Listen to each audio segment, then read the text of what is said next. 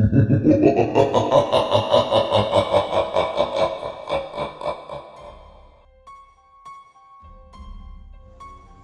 सुन रहे हैं हुरूर 313। ये कहानी मेरे एक सब्सक्राइबर ने भेजी हुई है। उन्होंने अपना नाम बताने से मना किया हुआ है, तो मैं एक गोपनीय नाम लेकर ये कहानी आपको सुनाने जा रहा हूँ। मेरा नाम मुकेश है और मैं एक मज़दूर हूँ। मैं गांव गिराव में ही दिहाड़ी का काम किया करता था। एक दिन की बात है, मैं एक पास के गांव में ही काम के लिए गया हुआ था। सारा दिन काम ख़त्म होने के बाद मैं अपने घर के लिए वापस आ रहा था। जैसे ही मैं कुछ दूर गांव से बाहर निकला, तैसे एक ज़ोरदार बारिश का झोंका आया। मुझे लगा कि शायद 10-15 मिनट में निकल जाएगा, लेकिन उसने 1 घंटे का समय ले लिया और मुझे उसी गांव में रुकना पड़ा। 1 घंटे बाद जब बारिश निकली तो काफ़ी रात हो गई थी। फिर जल्दी जल्दी मैं अपने गांव के लिए निकल पड़ा। मेरे गांव का जो रास्ता था वो काफ़ी लंबा था। मैं घर जल्दी पहुंचने के चक्कर में मैंने खेतों के रास्ते से घर जाने का फ़ैसला किया। थोड़ी दूर पर मेरे गांव के लिए वहीं से खेतों के बीच से होते हुए एक अच्छी डगर थी। मैंने उस पर चलने लगा। कुछ समय चलने के बाद अब मेरा गांव करीब ही आने वाला था। वो जो रास्ता था वो एक बगीचे से होते हुए गुजरता था। वो बगीचा काफ़ी पुराना था, लेकिन ज़्यादा बड़ा नहीं था, लेकिन उसमें जो दरख्त थे वो काफ़ी पुराने थे। गांव के करीब भी आ गया था तो डर भी कम लग रहा था। जैसे मैं बगीचे में एंटर किया, तभी मुझे एक बच्चे की रोने की आवाज़ आने लगी। मैंने उस बच्चे को ढूंढने के लिए मैंने चारों तरफ अपनी नज़र घुमाई, लेकिन कोई बच्चा मुझे नहीं मिला। मुझे लगा शायद कोई औरत किसी काम से अपने के बच्चे के साथ यहाँ पर आई है। यही सोचकर मैं वहाँ से थोड़ा आगे बढ़ चला, लेकिन जैसे जैसे मैं आगे जा रहा था वो बच्चे की रोने की आवाज़ और ज़ोर से आने लगी थी। मुझसे रहा नहीं गया और मैंने इधर उधर देखने लगा।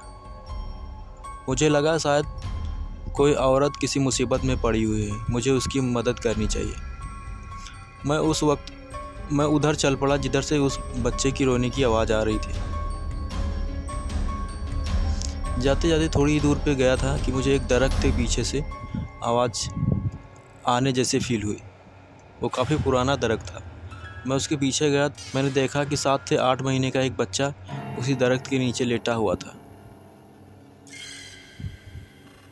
मुझे देखकर ऐसा गुस्सा लगा कि भला कोई अपने बच्चे को अकेला ऐसे जंगल में कोई लेटा के जाता है क्या। मैंने वहाँ पर ज़ोर ज़ोर से आवाज़ लगाई, कोई है क्या, ये किसका बच्चा है? लेकिन कोई जवाब नहीं आया। मैंने उस बच्चे को चुप कराया और फिर ज़ोर ज़ोर से आवाज़ें देने लगा, किसका बच्चा है, किसका बच्चा है? लेकिन कोई रिप्लाई नहीं आया।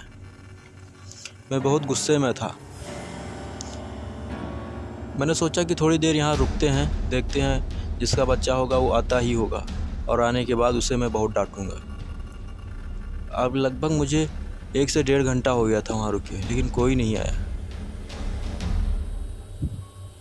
मुझे घर जाने की भी जल्दी हो रही थी क्योंकि रात धीरे धीरे बढ़ती ही जा रही थी। मैं उस बच्चे को उठाया और बड़बड़ाते हुए अपने घर की तरफ चल दिया। मैं ज़ोर ज़ोर से बड़बड़ा रहा था कि पता नहीं किसका बच्चा है, ऐसे रास्ते में छोड़ के चला गया है, लेने नहीं आया है। ऐसे मैं बड़बड़ाते हुए अपने घर की ओर जा रहा था। मैं कुछ ही दूर चला था कि मुझे अब चलने में थोड़ा थोड़ा परेशानी होने लगी थी। ऐसा लग रहा था जैसे मेरे ऊपर बहुत बड़ा वजन लदा हुआ है। मुझे फील हुआ कि ये बच्चा धीरे धीरे मुझे बड़ा होता जा रहा है, लेकिन मैंने इस बात पे ज़्यादा ध्यान नहीं दिया। अब मैं वहाँ से थोड़ी और दूर ही जा चुका था कि मुझे अब बहुत ज़्यादा परेशानी होने लगी थी। मुझसे अब चला नहीं जा रहा था। मैंने उस बच्चे का मुंह खोल के देखा तो मैं देख के दंग रह गया, क्योंकि अब वो बच्चा पहले से बहुत बड़ा हो चुका था। उसकी एक आँख बाहर निकली हुई थी और पैर उसका ज़मीन में ही छूने वाला था। इतना देखकर मैं डर गया और मैंने उस बच्चे को वहीं पर फेंक के थोड़ी दूर जाके खड़ा हुआ। मैंने उस बच्चे को ज़मीन में फेंका था, लेकिन वो बच्चा ज़मीन में नहीं गिरा। ज़मीन से थोड़ा ही ऊपर वो उड़ रहा था और हंसने लगा मुझे देख के। फिर उसने बोला, तुम पूछ रहे थे ना कि मैं कौन हूँ, किसका बच्चा हूँ। थोड़ी देर और रुक जाते, फिर मैं बताता कि मैं कौन हूँ। फिर उतना कहकर वो हंसने लगा। मैं वहाँ से तुरंत सरपट अपने घर की ओर भागने लगा। जब मैं घर पहुँचा तो मेरी जान में जान आया, लेकिन मैं ये बात किसी को मैंने नहीं बताई। मैंने किसी तरह खाना खाया और लेट सो गया। तभी अचानक आधी रात को मेरी नींद खुल गई। मैंने देखा कि उसी बच्चे की रोने की आवाज़ घर के बाहर से आ रही थी। मैं डरा सहमा सा उसी कमरे में बैठा हुआ था।